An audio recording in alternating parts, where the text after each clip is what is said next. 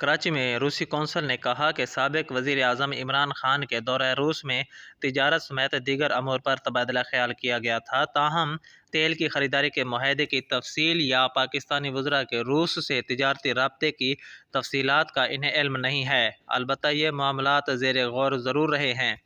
गैर मुल्की consul general ने कहा कि गैर कानूनी मगरबी पाबंदियों का हल निकाला जाए तो रूस और पाकिस्तान के दरमियान मौशी ताउन बढ़ सकता है।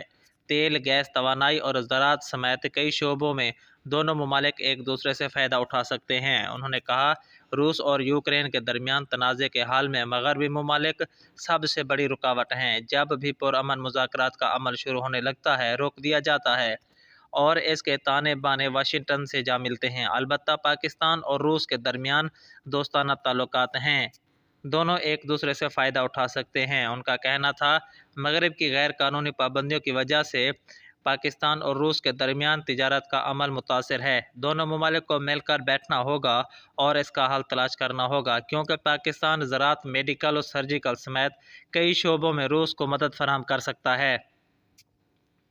रूस यूक्रेन तनाज़े पर उनका कहना था कि हमारा मौक़िफ़ बिल्कुल वाज़ेह है, हम किसी को इजाज़त नहीं देंगे कि वो रूसी शहरियों को कत्ल करे। गुज़िश्ता 8 साल से यूक्रेन से बातचीत के ज़रिए मामला तय करने की कोशिश की जा रही थी, ताहम मसला हल न होने की सूरत में स्पेशल ऑपरेशन शुरू किया गया। उन्होंने ये भी कहा कि ये कोई जंग नहीं है, ये एक स्पेशल ऑपरेशन है। मगरबी ममालिक इसमें जलती आग पर तेल का काम कर रहे हैं।